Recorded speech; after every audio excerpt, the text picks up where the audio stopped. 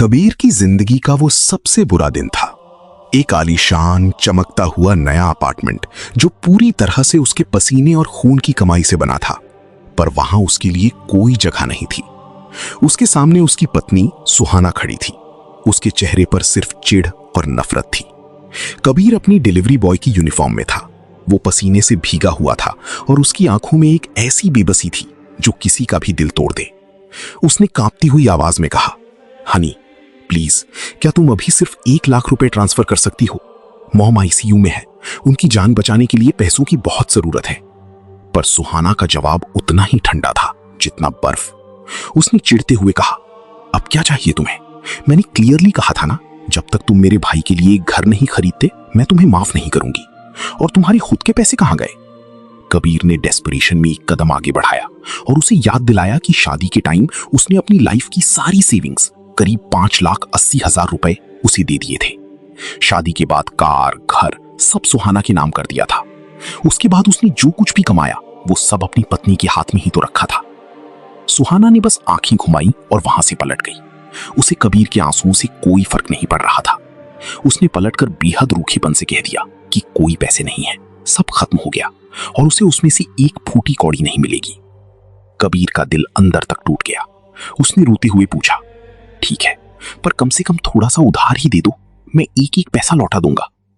सुहाना ने उसे ऊपर से नीचे तक देखा और मजाक उड़ाते हुए बोली, क्या कहा तुमने? कुछ देर बाद कबीर शहर की भीड़ भाड़ वाली सड़क पर अपनी टूटी हुई डिलीवरी स्कूटर के पास खड़ा था। उसने अपने फोन में अपनी बीमार मां की फोटो देखी और एक आंसू उसके गाल पर फिसल गया। बचपन में ही उसके पिता गुजर गए थे। उसकी मां ने अकेले इतनी मेहनत से उसे पाल पोस कर बड़ा किया था और आज उसके बुढ़ापे में कबीर कुछ नहीं कर पा रहा था। तभी फोन स्क्रीन पर एक रेड नोटिफिकेशन जोर से फ्लैश हुआ, delivery late, fine will be applied. Kabir ने गुस्से और मजबूरी में अपने आंसू पोंछे। उसे किसी भी हाल में पैसे कमाने थे। वो तेजी से अपनी स्कूटर पर शहर के सबसे बिजी लॉजिस्टिक सेंटर की तरफ बढ़ रहा था। वहां बहुत भीड़ थी और तभी अचानक एक जोर की स्क्रीचिंग आवाज आई। एक बेहद चमकती हुई luxury sports car out of nowhere उसके सामने आ गई। कबीर ने ब्रेक्स मारी पर तब तक बहुत देर हो चुकी थी। कार उसकी स्कूटर से टकराई और कबीर हवा में उछलकर जोर से सड़क पर गिरा। उसका सर पेवमेंट पर लगा और उसकी आंखों के आगे अंधेरा छा गया। पर जब उसने धीरे धीरे अपनी भारी हुई आंखें खोली तो कुछ ऐसा हुआ जिसने उसकी पूरी दुनिया बदल दी। हवा में आम लोगों और चीजों के ऊपर सुनहरे रंग के नंबर्स और अजीब सिंबल्स तैर रहे थे। उसने अपना सर पकड़ा। क्या उसे हेलुसिनेशंस हो रही थी? ये क्या चल रहा था? तभी उस लग्जरी कार से एक बेहद खूबसूरत और एलिगेंट औरत बाहर निकली। वो अनन्या सिंघानिया थी। उसने घबराकर कबीर को चेक किया पर अगले ही पल थोड़ी सख्ती से बोली, सर देखकर चला कीजिए। आई नो गलती मेरी कार की थी। आपको कॉम्पनसेशन के लिए कितने पैसे चाहिए बस बता दीजिए, बट अगर आपने एक्सीडेंट का नाटक करके पब्लिक सीन क्रिएट किया तो I will call the police. Kabir के पास उन सुनहरे नंबर्स को समझने का या बहस करने का वक्त नहीं था। उसने अपना पार्सल उठाया और जल्दी से शिपिंग ऑफिस की तरफ दौड़ पड़ा। अनन्या बस उसे हैरानी से जाती हुई देखती रह गई। उस इंसान में कुछ तो अजीब और इंटरेस्टिंग था। कबीर भागता हुआ प्लश ऑफिस कॉरिडोर में पहुंचा। वो एक कैबिन के फ्रॉस्टेड ग्लास डोर के पास रुका, पर ब्लाइंड्स के गैप से उसने अंदर जो देखा उससे उसके पैरों तले जमीन खिसक गई। उसकी पत्नी सुहाना एक अमीर से दिखने वाले आदमी मिस्टर कपूर के बेहद करीब बैठी हुई हंस रही थी। उन दोनों के बीच का फासला ना के बराबर था। कबीर ने झिझकते हुए दरवाजे से आवाज दी, सर आपकी डिलीवरी आ गई है। पर सुहाना इतनी मगन थी कि उसने ध्यान ही नहीं दिया और गिगलिंग करते हुए कपूर से बोली, अभी मत खाओ इसे, जल्दी इधर आओ ना, I can't wait any longer. Kabir का खून खौल उठा। उसने गुस्से से भरी हुई ग्लास डोर को झटके से खोल दिया। सुहाना और मिस्टर कपूर घबराकर दूर हुए। सुहाना का चेहरा पहले सफेद पड़ा और फिर तुरंत उस पर वही पुराना एरोगेंस वापस आ गया। हनी, तुम यहां कैसे? कबीर की आवाज धोखी और दुख से कांप रही थी। मिस्टर कपूर अपनी लेदर चेयर पर पीछे लीन हुआ और एक बेहद घटिया स्मर्क के साथ बोला, ओ सुहाना, तो ये है वो नल्ला यूजलेस हस्बैंड जिसके बारे में तुम हमेशा बात करती रहती हो। कबीर की आंखों में आंसू थे। उसने कहा, सुहाना, हमारी शादी को 3 साल हो गए हैं। मैंने दिन रात एक कर दिया क्योंकि मैं नहीं चाहता था कि तुम्हें थोड़ी सी भी तकलीफ हो। तुमने मेरे साथ ऐसा क्यों किया? सुहाना ने उसे पूरी डिस्गस्ट से देखा। कभी आईने में अपनी शक्ल देखी है तुमने? तुम बस एक यूजलेस डिलीवरी बॉय हो। और इन्हीं देखो, मिस्टर कपूर, कपूर ग्रुप की इकलौती वारिस है। उनके पास करोड़ों हैं, तुम खुद को उनसे कंपेयर कर रहे हो। कपूर जोर जोर से हंसने लगा, पर इससे पहले कि कबीर कुछ कहता, सुहाना ने एक ऐसी बात कही जिसने कबीर को पूरी तरह तोड़ दिया। उसने याद दिलाया कि कबीर की मां आईसीयू में है। अगर उसने यहां कोई सीन क्रिएट किया और अरेस्ट हो गया तो उन्हें कौन बचाएगा? ये सुनते ही कबीर का दुख एक ठंडे खतरनाक गुस्से में बदल गया। उसने अपने हाथ की मुट्ठी भींची और वहां से निकल गया, ये वादा करके कि सुहाना अपनी इस हरकत पर जरूर पछताएगी। जैसे ही कबीर बिल्डिंग से बाहर धूप में निकला, उसकी आंखों में वही अजीब सुनहरी चमक वापस आ गई। उसने एक पब्लिक पार्क में एक छोटे से कीड़े को देखा तो हवा में लिखा आया, रिमेनिंग लाइफ 2 days। उसने पार्क बेंच पर बैठी एक बुजुर्ग आदमी को देखा तो उसके ऊपर के नंबर सुनहरे नहीं थे, वो डीप रेड थे और एक टिकिंग बॉम्ब की तरह उल्टे चल रहे थे। अब कबीर समझ चुका था, वो हर जिंदा चीज की लाइफ फोर्स देख सकता था। अगर कोई मरने वाला होता तो नंबर्स लाल हो जाते थे। ये एक डिवाइन आई थी। पर अभी उसकी प्रायोरिटी थी अपनी मां के इलाज के लिए पैसे। वो सीधा एंटीक एली मार्केट पहुंचा। वहां उसकी पावर बिल्कुल अलग ढंग से काम कर रही थी। हर पुरानी चीज की असली वैल्यू और उम्र हवा में तैरती हुई दिख रही थी। पूरा मार्केट कचरे और नकली चीजों से भरा था। पर तभी एक कबाड़ी वाले की दुकान पर मिट्टी से सने हुए एक पत्थर पर उसकी नजर रुकी। सुनहरे लफ्जों में चमक रहा था, imperial Z, 500+ years old, high value. Kabir ने पूरे कॉन्फिडेंस से उस चालाक दुकानदार को बेवकूफ बनाया और वो बेकीमती पत्थर सिर्फ 30 रुपए में खरीद लिया। उसने मिट्टी साफ की तो उस कचरे के अंदर से एक बेहतरीन एमरल्ड ग्रीन चमक बाहर आई। अगले ही पल वो शहर की सबसे महंगी एंटीक शॉप में खड़ा था। शॉप ओनर सेठ जी ने उसकी सस्ती यूनिफॉर्म देखकर उसे धुतकारने की कोशिश की, पर जब सेठ जी ने मैग्नीफाइंग ग्लास से उस जेड पेंडेंट को देखा तो उनकी आंखें फटी रह गईं। उन्होंने कबीर को ठगने की कोशिश करते हुए उसके 5000 रुपए लगाए, पर कबीर के सामने उस पेंडेंट की असली वैल्यू और हिस्ट्री हवा में ग्लो कर रही थी। उसने पूरे कंट्रोल के साथ कहा, क्या मैं आपको बेवकूफ लगता हूं? ये एक इंपीरियल आर्टिफैक्ट है और मेरा प्राइस है 1,80,000, 1 पैसा कम नहीं। सेठ जी को मजबूरन उसकी शर्त माननी पड़ी। बाहर आकर कबीर ने अपने फोन पर बैंक का मैसेज देखा। 1,80,000 रुपए डिपॉजिट हो चुके थे। अब वो अपनी मां का इलाज शुरू करवा सकता था। वो तेजी से हॉस्पिटल की तरफ बढ़ रहा था कि अचानक वही सुबह वाली लग्जरी स्पोर्ट्स कार उसके पास आकर रुकी। अनन्या सिंघानिया कार से बाहर निकली। वो उससे दोबारा मिलकर थोड़ी हैरान थी, पर कबीर का ध्यान उस पे नहीं था। उसकी आंखों में अनन्या के ऊपर तैरते हुए नंबर्स अचानक वायलेंटली फ्लिकर करने लगे। वो सुनहरे रंग से एक भयानक कांपते हुए लाल रंग में बदल गए। हवा में लिखा था, टाइम रिमेनिंग 10 मिनट्स। कबीर के दिल की धड़कन तेज हो गई। सुबह इस औरत के पास 50 साल बचे थे और अब सिर्फ 10 मिनट। उसने जल्दबाजी में अनन्या को वार्निंग दी, सुनिए, मैं आपको एक फ्रेंडली वार्निंग दे रहा हूं। आपके ऊपर एक काला साया मंडरा रहा है। ठीक 10 मिनट में आपकी मौत तय है। इससे पहले कि अनन्या कुछ बोल पाती, उसकी असिस्टेंट लीला ने गुस्से में आगे आकर कबीर को धक्का दे दिया। उसने कबीर को एक फ्रॉड और स्कैमर कहकर वहां से भगा दिया। कबीर के पास बहस करने का वक्त नहीं था। वो भागता हुआ हॉस्पिटल की तरफ निकल गया।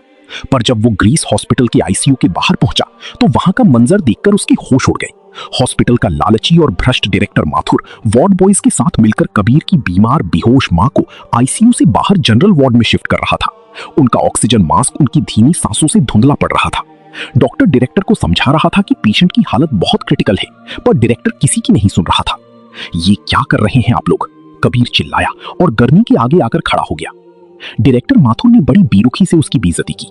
उसे बताया गया कि कपूर ग्रुप के वीआईपी गेस्ट के लिए ये बेड खाली किया जा रहा है और अगर वो बिल्स पे नहीं कर सकता तो इसमें हॉस्पिटल की कोई गलती नहीं है। अगले ही पल कॉरिडोर में मिस्टर कपूर अपनी महंगी जूते चमकाता हुआ वहां आ गया। उसने कबीर की बीमार मां का मजाक उड़ाया और डायरेक्टर को ऑर्डर दिया कि इन दोनों मां बेटे को हॉस्पिटल से बाहर फेंक दो।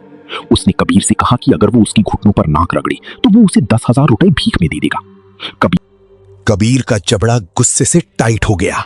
उसने अपना फोन निकाला, बैंकिंग ऐप खोला और स्क्रीन सीधा डायरेक्टर के मुंह के सामने रख दी।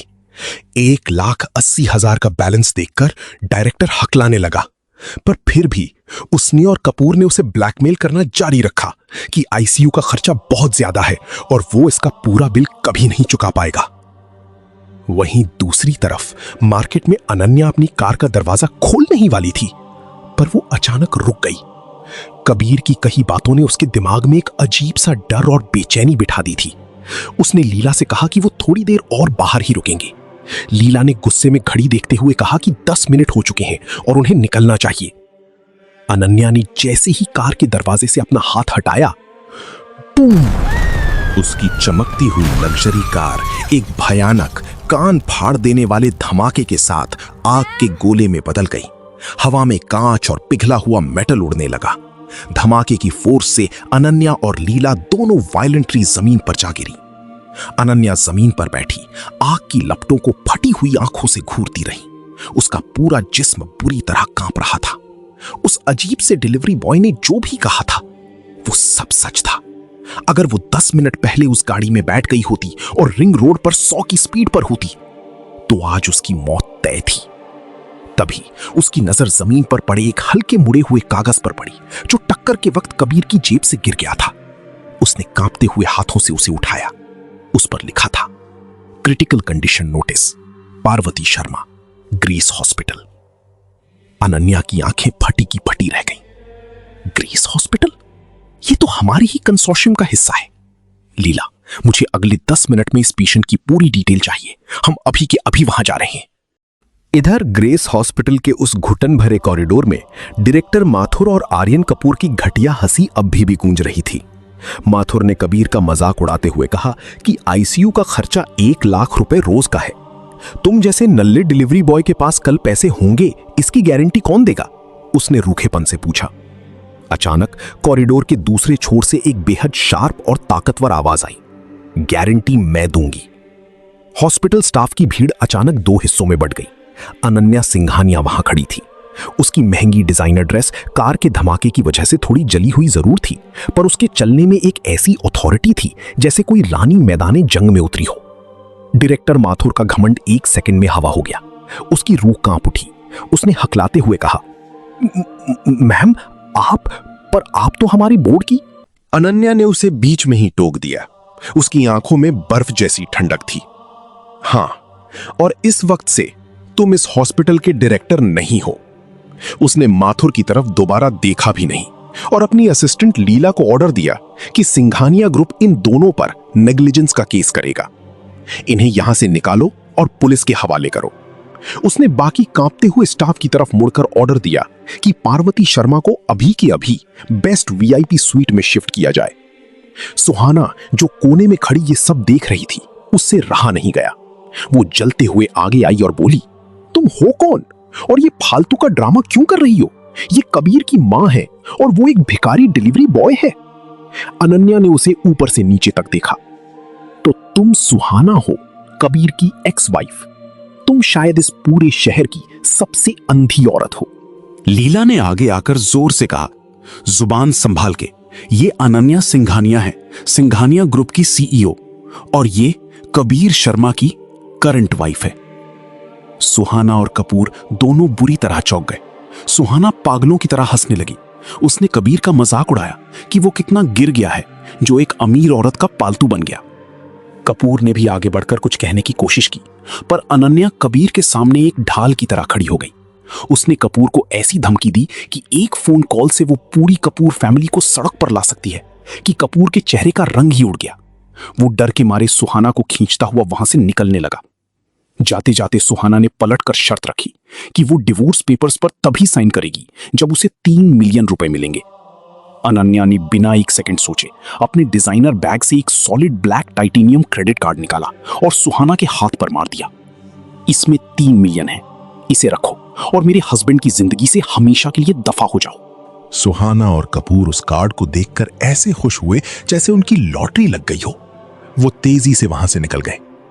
कबीर खामोशी से उन्हें जाते हुए देख रहा था। उसकी आंखों में वही सुनहरी चमक एक आखिरी बार आई जब उसने उस ब्लैक कार्ड को सुहाना के हाथ में देखा। उसने अपने आप से वादा किया कि उसने अपनी पूरी जिंदगी की कमाई जिस औरत को दी थी जिसने उसकी बीमार मां के लिए एक पैसा नहीं निकाला, वो उन दोनों से एक एक पैसे का हिसाब लेगा, वो भी सूद समेत। थोड़ी देर बाद अनन्या की लग्जरी कार शहर की सड़कों पर दौड़ रही थी। कबीर चुपचाप बाहर देख रहा था। वो समझ चुका था कि अनन्या ने उसे हस्बैंड क्यों कहा। उसकी डिवाइन आई ने अनन्या के ऊपर लाल रंग के अजीब से खतरे के निशान देखे थे। सिंघानिया फैमिली के अंदर पावर और विरासत के लिए एक जंग चल रही थी। अनन्या को खुद को बचाने और अपनी पोजीशन सिक्योर करने के लिए एक नाम की फियांसी की जरूरत थी।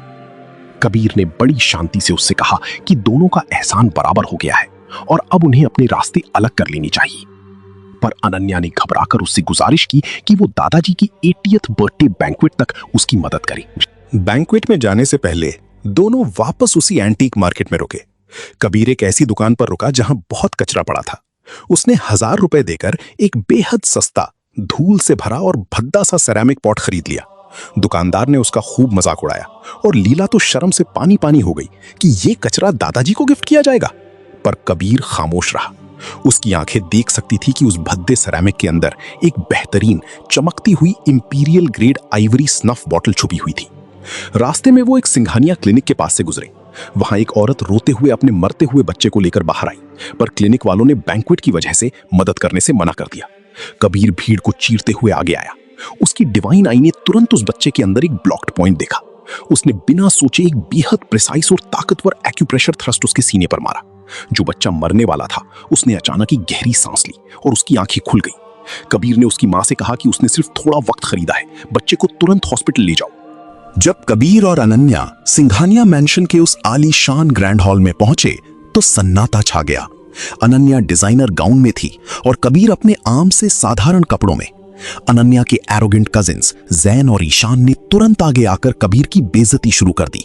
जैन ने तो उसे 1 मिलियन का चेक देकर वहां से दफा होने तक को कह दिया, पर अनन्या ने कबीर का हाथ कस के पकड़ा और सबको बता दिया कि यही उसका फियोंसे है। तभी वहां दादाजी सिंघानिया आए। जैन ने तुरंत चुगली की और कबीर पर झूठा होने का इल्जाम लगाया, ये कहकर कि उसने बाहर बच्चे की जान बचाने का नाटक किया है। दादाजी ने भी कबीर को पसंद नहीं किया। फिर गिफ्ट गिविंग सेरेमनी शुरू हुई। जैन ने बड़े घमंड से एक महंगा हरा जेड सेप्टर दिया।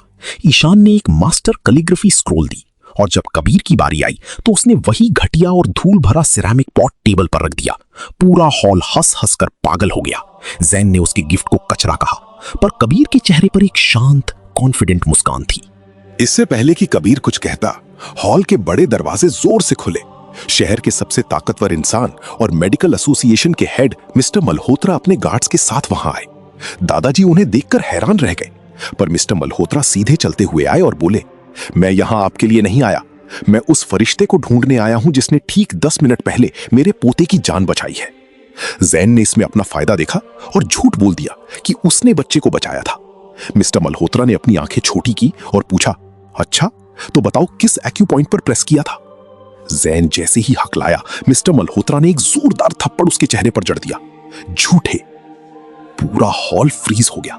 मिस्टर मल्होत्रा चलते हुए कबीर के पास गए और उसके सामने पूरी तरह से झुक गए। मल्होत्रा फैमिली अब कबीर की कर्जदार थी। अब बारी कबीर की थी। वो शांति से उन महंगे गिफ्ट्स के पास गया। उसने सबके सामने साबित कर दिया कि जैन का सेप्टर सस्ता रशियन कचरा है और ईशान की स्क्रोल एक फेक प्रिंट आउट। फिर उसने अपना वो सस्ता सिरामिक पॉट उठाया और उसे टेबल के किनारे पर जोर से मारा। जैसे ही उसकी सस्ती मिट्टी की लेयर टूटी, अंदर से एक ऐसी चमत्कारी और खूबसूरत आइवरी स्नफ बॉटल निकली जिसने पूरे हॉल को चौंधिया दिया। मिस्टर मल्होत्रा हकलाते हुए बोले कि ये तो 2 मिलियन का इंपीरियल मास्टरपीस है। दादाजी की आंखें लालच से चमक उठी, पर उनकी खुशी ज्यादा देर नहीं टिकी। मिस्टर मल्होत्रा का फोन जोर से बजा। उनके पोती की हालत वापस बिगड़ गई थी। कबीर का चेहरा सीरियस हो गया। उसने कहा, मैंने आपसे कहा था कि मैंने सिर्फ थोड़ा वक्त खरीदा है। उस बच्ची को कोई आम बीमारी नहीं बल्कि 3 डे कोल्ड नाम का एक बेहद रेयर जहर दिया गया है। ये सुनते ही हॉल में हाहाकार मच गया। दादाजी ने गुस्से में जैन और ईशान पर चिल्लाया कि जल्दी गाड़ियां निकालो। अगर कबीर लेट हुआ और बच्चे को कुछ हो गया तो वो सबको बेदखल कर देंगे। कबीर, अनन्या और मिस्टर मल्होत्रा तेजी से हॉस्पिटल की तरफ निकल पड़े, जबकि जैन और ईशान अपने ही घर में पूरी तरह जलील होकर खड़े रह गए। अंदर का मंजर डर से भरा था। मॉनिटर पर हार्ट रेट तेजी से गिर रहा था और चीफ डॉक्टर पागलों की तरह चिल्ला रहा था कि इस सडन कोलैप्स का कोई मेडिकल एक्सप्लेनेशन ही नहीं है। जैसे ही कबीर आगे बढ़ा, चीफ डॉक्टर ने उसकी सस्ती यूनिफॉर्म देखकर रूखेपन से कहा, आप एक सड़क छाप अनाड़ी को मल्होत्रा फैमिली के आखिरी वारिस को हाथ लगाने दे रहे हैं? Are you crazy? ये पेशेंट को मार देगा। पर इससे पहले कि डॉक्टर कबीर को रोकता, मिस्टर मल्होत्रा ने आगे बढ़कर चीफ डॉक्टर का कॉलर पकड़ लिया और दहाड़ते हुए कहा, अगर तुम्हारे बीच में आने से मेरे पोते को खरोंच भी आई तो मैं खुद तुम्हारा लाइसेंस कैंसिल करवाऊंगा। Stand back. कबीर ने डॉक्टर की तरफ देखा भी नहीं। उसने अपनी आंखें बंद की और जब उन्हें खोला तो उसकी डिवाइन आई एक्टिव हो चुकी थी। बच्चे के सीने के आसपास एक भयानक स्वर्लिंग काला धुआं जमा हो रहा था।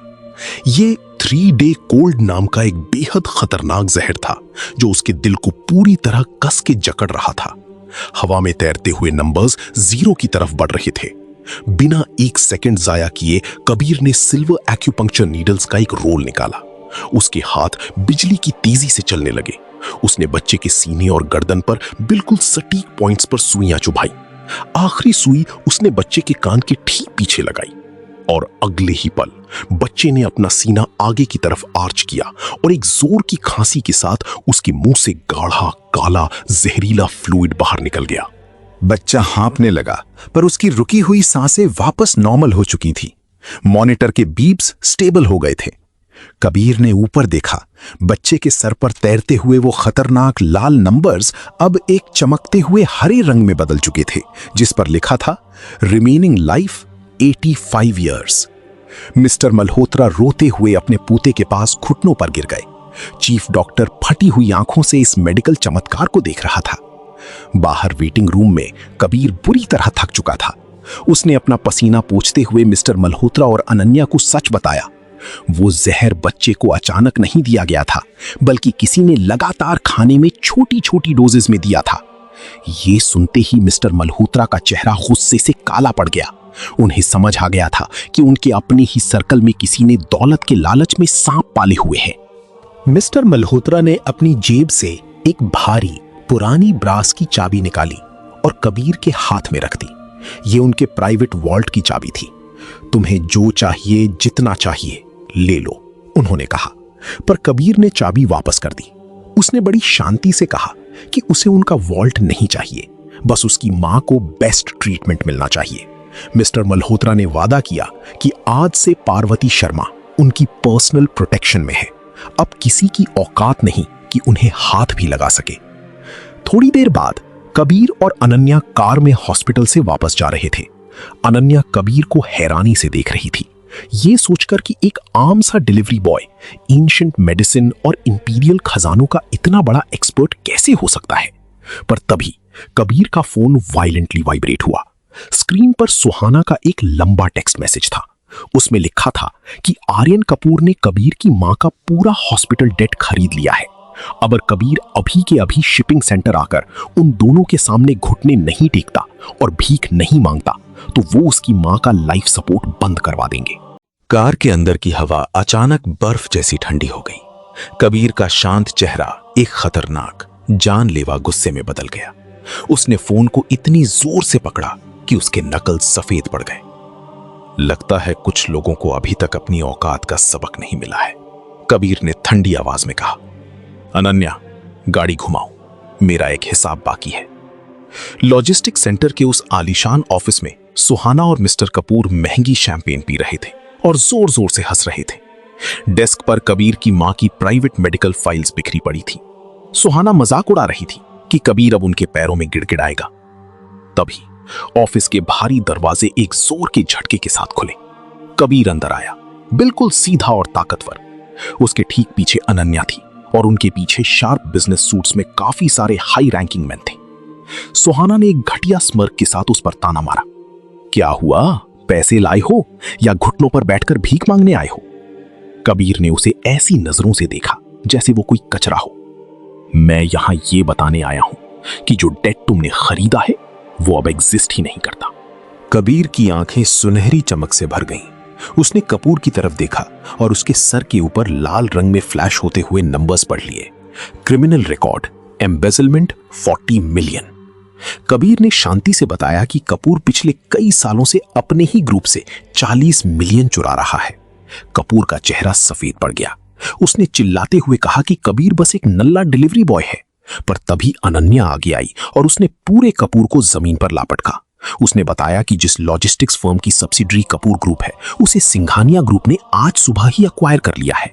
अब आर्यन कपूर ना सिर्फ फायर्ड था, बल्कि फ्रॉड के जुर्म में अरेस्ट होने वाला था। बाहर सायरन्स बजने लगे। पुलिस अंदर आई और कपूर को दीवार पर पटककर हथकड़ी लगा दी। सुहाना का पूरा दिमाग सुन पड़ गया। वो घबराकर कबीर के पास आई और झूठे आंसू रोते हुए बोली कि उसने ये सब मजबूरी में किया था और वो अब भी सिर्फ कबीर से प्यार करती है। पर कबीर की डिवाइन आई उसके अंदर का जहर और काला दिल साफ देख सकती थी। उसने एक झटके में अपना हाथ छुड़ाया। जाते जाते कबीर ने दरवाजे पर रुककर सुहाना की आखिरी बची हुई उम्मीद को भी कुचल दिया। उसने बताया कि जो ब्लैक टाइटेनियम कार्ड अनन्या ने उसे दिया था वो ब्लॉक हो चुका है और जो पैसे सुहाना ने कबीर की सेविंग से चुराए थे उनकी लीगल रिकवरी शुरू हो चुकी है। सुहाना चिल्लाती रह गई कि वो उसकी पत्नी है, पर कबीर ने बिना किसी इमोशन के जवाब दिया, अब नहीं, और वहां से निकल गया। कुछ घंटों बाद ग्रेस हॉस्पिटल के सबसे आलीशान वीआईपी स्वीट में कबीर अपनी मां के पास बैठा था। उनके चेहरे पर रौनक आई थी और वो होश में थी। पार्वती ने हैरानी से पूछा कि वो इस महल जैसी जगह पर कैसे आए। कबीर ने उनका हाथ चूमा और मुस्कुराते हुए कहा कि उसके बेटे को अब दुनिया को साफ साफ देखने का तरीका मिल गया है। स्वीट के बाहर आकर कबीर उस ऊंची बिल्डिंग के कांच से पूरे शहर को देख रहा था। उसकी आंखें सुनहरी रोशनी से चमक उठी। अचानक पूरे शहर की हर बिल्डिंग, हर बिजनेस और हर इंसान के ऊपर उनकी वैल्यू, उनका डेटा और उनकी लाइफ फोर्स हवा में मैप हो गई। पूरी दुनिया उसके सामने एक खुली किताब थी। एक बेहद खतरनाक और कॉन्फिडेंट मुस्कान उसके चेहरे पर आई। खेल तो बस अभी शुरू हुआ था। उसी रात मिस्टर मल्होत्रा कबीर और अनन्या को शहर के सबसे सिक्योर अंडरग्राउंड ऑक्शन हाउस में लेकर गए। वहां शहर का आम आदमी नहीं, बल्कि सबसे अमीर एलीट क्लास मौजूद था। स्टेज पर 3 बड़े भद्दे और कच्चे पत्थर रखे थे। इनमें से किसी एक में बेहद कीमती जेड छुपा था। सामने की सीट पर द एंटी किंग के नाम से मशहूर राजवीर बजाज बैठा था। उसने कबीर की सस्ती अपीयरेंस का मजाक उड़ाया। मिस्टर मल्होत्रा काफी टेंशन में थे, क्योंकि राजवीर पिछले 5 सालों से उन्हें हर ऑक्शन में हराता आ रहा था। कबीर अपनी जगह से उठा और स्टेज के करीब गया। उसने अपनी सुनहरी आंखों से उन 3 पत्थरों को स्कैन किया। पहला पत्थर बाहर से हरा था, पर अंदर से पूरी तरह खोखला और सस्ता। दूसरा पत्थर दिखने में अच्छा था, पर अंदर से काले क्रैक्स से भरा हुआ था। पर जब उसने तीसरे और सबसे भद्दे मिट्टी से सने हुए पत्थर को देखा, तो उसकी आंखें चौंधिया गईं। उस पत्थर के अंदर से एक ऐसी प्योर ब्लाइंडिंग व्हाइट गोल्ड रोशनी निकल रही थी, जिसने उसके विजन को पूरी तरह भर दिया। हवा में वैल्यू लॉक हुई, 120 million, glass grade imperial green. Auction शुरू हुआ। राजवीर ने बेहद घमंड और कॉन्फिडेंस के साथ पहले पत्थर पर 20 मिलियन और दूसरे पत्थर पर 40 मिलियन की बोली लगाई। उसने मिस्टर मल्होत्रा का मजाक उड़ाया कि वो डर के मारे एक भी बोली नहीं लगा रहे। पर कबीर खामोश था। उसने मिस्टर मल्होत्रा को शांत रहने का इशारा किया था।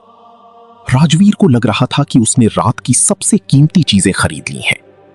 फिर बारी आई तीसरे, सबसे कचरे जैसे दिखने वाले पत्थर की। पूरे हॉल में कोई उसे नहीं लेना चाहता था। राजवीर ने हंस हंस कर कहा कि वो इस कचरे के लिए 7 रुपए भी ना दे। तभी कबीर ने अपना हाथ उठाया और बड़ी शांति से कहा, मैं 7 लाख दूंगा। कोई और बोली नहीं आई। पत्थर कबीर का हो गया। कबीर ने अथॉरिटी के साथ ऑक्शनियर से कहा कि पहले उन पत्थरों को काटा जाए जो इस एंटीक किंग ने खरीदे हैं। हेवी इंडस्ट्रियल सॉज लाए गए। जैसे ही पहला और दूसरा पत्थर काटा गया, राजवीर का पूरा घमंड चूर चूर हो गया। एक पत्थर अंदर से सफेद और सस्ता निकला और दूसरा टूटे हुए काले क्रैक से भरा था। राजवीर ने अभी अभी 60 मिलियन रुपए लिटरली कचरे और बजरी पर जला दिए थे। उसका चेहरा गुस्से और डर से पर्पल हो गया। अब बारी थी कबीर के उस भद्दे से पत्थर की। जैसे ही डायमंड ब्लेड ने उस खुरदरी ग्रे मिट्टी को काटा, एक चौंधिया देने वाली बिल्कुल फ्लॉलेस एमरल्ड ग्रीन रोशनी स्टेज पर से निकली और ऊंची छत पर जाकर टकराई। पूरे हॉल की सांसें अटक गई। एक्सपर्ट चिल्ला उठा कि ये ग्लास ग्रेड इंपीरियल ग्रीन है जिसकी कीमत कम से कम 120 मिलियन है। राजवीर स्टम्बलिंग करता हुआ अपनी कुर्सी पर ढेर हो गया। उसे यकीन ही नहीं हो रहा था। कबीर धीरे धीरे चलते हुए राजवीर के पास आया और उसकी आंखों में सीधा देखकर बोला, देखा राजवीर, तुम लोग सिर्फ बाहर का दिखावा देखते हो और मैं अंदर का सच देखता हूं। अगले ही दिन मिस्टर मल्होत्रा कबीर को एक ऐसी जगह ले गए जिसके बारे में शहर के आम लोग सोच भी नहीं सकते थे। काल दुर्ग, शहर के अंडरवर्ल्ड का सबसे बड़ा और खुफिया ठिकाना। वहां के रूलर सिकंदर राजपूत अपनी हैवी ओक डेस्क के पीछे बैठे थे। वो दिखने में कमजोर लग रहे थे, पर उनकी आंखों में एक ऐसी ताकत थी जो किसी को भी डरा दे। उनकी बेटी तारा राजपूत उनके ठीक बगल में एक साए की तरह खड़ी थी। सिकंदर ने खांसते हुए कबीर से पूछा कि लोग कहते हैं उसके पास एक डिवाइन आई है, तो उसे उन्हें देखकर क्या समझ आ रहा है? कबीर की सुनहरी आंखों ने सिकंदर को स्कैन किया। उनके सर के ऊपर एक कांपता हुआ लाल नंबर फ्लैश हो रहा था, लाइफ रिमेनिंग 3 मंथ्स। कबीर ने बिना किसी डर या झिझक के बता दिया कि सिकंदर आने वाली गर्मी का मौसम नहीं देख पाएंगे। ये सुनते ही तारा का खून खौल उठा। उसने बिजली की तेजी से एक कॉम्बैट नाइफ निकाली और कबीर की गर्दन पर रख दी, पर कबीर ने पलक तक नहीं झपकाई। उसकी नजर सिकंदर की बेल्ट पर लटकते हुए एक हरी जीट पेंडेंट पर थी। कबीर की नजर में वो पेंडेंट हरा नहीं बल्कि एक जहरीली काली और पर्पल रोशनी से धड़क रहा था। उसने बताया कि ये पेंडेंट कोई अमीर शौक नहीं बल्कि एक श्रापित पत्थर है जो सिकंदर की जिंदगी चूस रहा है। एक ही झटके में तारा के चाकू को नजरअंदाज करते हुए कबीर ने वो पेंडेंट सिकंदर की बेल्ट से खींचा और जमीन पर पटक कर चकनाचूर कर दिया। तारा गुस्से में कबीर पर हमला करने ही वाली थी कि अचानक सिकंदर ने एक गहरी सांस ली। वो अपनी भारी कुर्सी से उठे और बिना किसी सहारे के अपने पैरों पर खड़े हो गए। जो इंसान महीनों से पैरालिसिस का शिकार था, उसके पैरों की ताकत वापस आ चुकी थी। सिकंदर की आंखों में आंसू थे। वो चलकर कबीर के आगे आए और थोड़ा झुक गए। उन्होंने कबीर को अपना भाई मान लिया और कहा कि काल दुर्ग के हजारों आदमी अब उसके एक इशारे पर जान देने को तैयार हैं। कबीर ने बड़ी शांति से कहा कि उसे फौज नहीं चाहिए, उसे बस कपूर ग्रुप का सफाया चाहिए, वो भी 3 दिन के अंदर। सिकंदर ने एक ठंडी मुस्कान के साथ जवाब दिया कि 3 दिन नहीं, वो आज ही खत्म हो जाएंगे। उसी शाम कबीर शहर के फाइनेंशियल डिस्ट्रिक्ट में खड़ा था। सामने बड़े डिजिटल बिलबोर्ड पर स्टॉक मार्केट के ग्राफ्स चल रहे थे। जब कबीर ने उन्हें देखा तो उसे लाल और हरे तीर नहीं दिखे, उसे उन स्टॉक्स का पूरा फ्यूचर दिख रहा था। उसे पता था कि कब कौन सा स्टॉक पीक पर जाएगा और कब धड़ाम से गिरेगा। उसने वहीं खड़े खड़े अपने फोन से ऑक्शन में जीते हुए पैसों से बड़े ट्रेड्स किए और देखते ही देखते उसका नेटवर्थ हवा में करोड़ों को पार करने लगा। अब उसकी पावर सिर्फ एंटीक्स या मेडिसिन तक सीमित नहीं थी, वो इकोनॉमी की आखिरी धड़कन भी पढ़ सकता था। कुछ दिनों बाद शहर के सबसे महंगी सेलेस्टियल होटल के बाहर लक्जरी गाड़ियों की लाइन लगी थी। आज आर्यन कपूर और सुहाना की शादी का ग्रैंड बैंक्वेट था। कबीर वहां एक स्लीक ब्लैक सेडान से उतरा। वो एक शानदार टेलर्ड सूट पहने हुए था। उसे देखकर सुहाना और आर्यन ने फिर से उसकी औकात का मजाक उड़ाना शुरू कर दिया। उन्होंने कहा कि डिलीवरी बॉयज को फ्रंट डोर से आने की परमिशन नहीं है, पर कबीर बिल्कुल शांत था। उसने ऊपर होटल की सुनहरी साइन को देखा। हवा में एक लफ्ज उभर कर सामने आया, ओनरशिप स्टेटस कबीर शर्मा 100%। उसने सुहाना की आंखों में सीधा देखकर कहा कि वो यहां किसी की शादी में नहीं, बस अपनी प्रॉपर्टी चेक करने आया है। सुहाना पागलों की तरह हंसने लगी, पर तभी होटल का जनरल मैनेजर भागता हुआ बाहर आया और कबीर के सामने पूरी तरह से झुक गया। मिस्टर शर्मा, वेलकम सा, आपका वीआईपी स्वीट रेडी है। सुहाना और आर्यन की होश उड़ गए। थोड़ी देर बाद बॉलरूम में सुहाना स्टेज पर खड़ी अपनी स्पीच दे रही थी। वो अब भी कबीर को नल्ला और यूजलेस कहकर उसका मजाक उड़ा रही थी। कबीर अंधेरे में एक मार्बल पिलर के सहारे खड़ा था। उसने अपनी ईयरपीस पर टैप किया और धीरे से ऑर्डर दिया, शॉर्ट सेलिंग शुरू करो अभी। ठीक 10 सेकंड बाद पूरे बॉलरूम में हर एक गेस्ट के फोन पर अचानक नोटिफिकेशंस बजने लगी। एक ब्रेकिंग न्यूज फ्लैश हुई, Kapoor group shares plummet 90%, massive fraud and arson. Aryan Kapoor के हाथ से फोन छूट गया। उसका पूरा एम्पायर, जो फेक फाइनेंशियल रिपोर्ट्स और खाली वेयरहाउसेस पर टिका था, ताश के पत्तों की तरह बिखर चुका था। तभी बॉलरूम के भारी दरवाजे जोर से खुले। सिकंदर राजपूत अपने आर्म्ड गार्ड्स के साथ अंदर आए। उन्होंने सीधे कबीर को नॉड किया और आर्यन को बताया कि कबीर शर्मा से दुश्मनी लेने का अंजाम मौत से भी बुरा होता है। आर्यन घुटनों पर गिरकर भीख मांगने लगा। सुहाना का चेहरा बिल्कुल सफेद पड़ गया था। उसे अब ऐसी पछतावा हो रहा था जो उसकी रूह को जला दे। पर कबीर ने उन दोनों की तरफ देखा तक नहीं, बस गार्ड्स को ऑर्डर दिया कि इन दोनों को उसके होटल से बाहर फेंक दिया जाए। वक्त तेजी से आगे बढ़ रहा था। कबीर का नया एम्पायर खड़ा हो रहा था। एक रात अनन्या की छोटी बहन सिया एक महंगे केटीवी लाउंज में फंस गई थी। वहां काल दुर्ग का एक घटिया हॉल मास्टर भैरव उसके साथ जबरदस्ती कर रहा था। ठीक वक्त पर कबीर वहां पहुंचा। उसने सिकंदर राजपूत का दिया हुआ ब्रास टोकन टेबल पर फेंका। टोकन देखते ही उस जालिम भैरव की रूह कांप गई और वो कबीर के पैरों में गिरकर खुद को थप्पड़ मारने लगा। कबीर ने सिया को सेफली घर पहुंचाया और उसके ऊपर लटकते हुए एक 10 लाख के कर्जे को अपने ब्लैक कार्ड से 1 सेकंड में चुका दिया। कुछ दिनों बाद अनन्या एक बहुत जरूरी $1 बिलियन डील के लिए हार्मनी फार्मा के corrupt general manager mister Wadhwa के साथ मीटिंग कर रही थी। वधवा ने डील के बदले अनन्या को एक स्पाइक्ड वाइन का ग्लास पीने पर मजबूर किया। कबीर, जो अंधेरे से सब देख रहा था, उसकी डिवाइन आई ने तुरंत उस वाइन में मिलाए हुए खतरनाक जहर को पहचान लिया। वो आगे आया और उसने अनन्या के हाथ से वो ग्लास छीनकर एक सांस में पी लिया। जैसे ही जहर उसके खून में गया, कबीर के इंटरनल गोल्डन ऑरा ने उसे 1 सेकंड में जलाकर राख कर दिया। वधवा को उसकी औकात याद दिलाने के लिए काल दुर्ग का एक और हॉल मास्टर रुद्र वहां आ पहुंचा। वो कबीर को देखते ही पैरों में गिर पड़ा। वधवा का घमंड एक पल में चूर हो गया जब कबीर ने उसके कान में धीरे से बताया कि वो उसके 30 मिलियन के एम्बेजलमेंट फ्रॉड के बारे में सब जानता है। वधवा ने डर की मारे रोती हुई सिंघानिया ग्रुप के साथ डील साइन कर दी।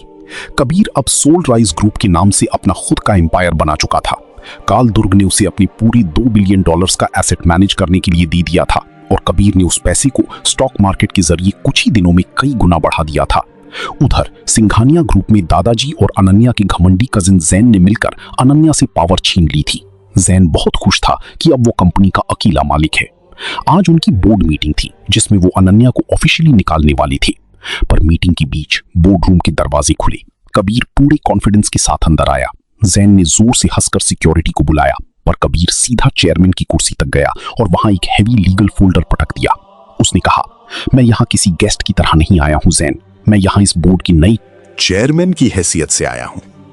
इससे पहले कि कोई उसकी बात पर हंस पाता, सबके फोन्स एक साथ बज उठे। सोल राइज ग्रुप ने सिंघानिया ग्रुप की 51% शेयर्स खरीदकर एक हॉस्टाइल टेकओवर कंप्लीट कर लिया था। दादाजी के हाथ से शैंपेन का ग्लास छूट गया। जैन पागलों की तरह चिल्लाने लगा कि एक डिलीवरी बॉय के पास 5 मिलियन कहां से आए। कबीर ने उसकी आंखों में देखते हुए ठंडी आवाज में कहा, उसी मार्केट से जिसे पढ़ने के लिए तुम्हारी आंखें अंधी थीं। अगले ही पल पुलिस अंदर आई और जैन को कंपनी के घोटालों के इल्जाम में गिरफ्तार करके ले गई।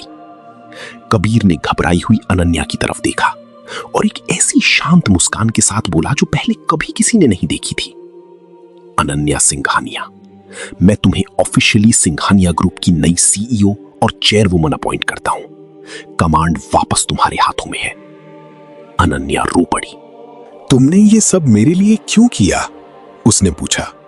कबीर ने बड़ी नरमी से जवाब दिया, क्योंकि जब मैं कुछ नहीं था तब इस पूरी दुनिया में सिर्फ तुमने मुझे एक इंसान समझा था। उसी शाम सूरज ढल रहा था।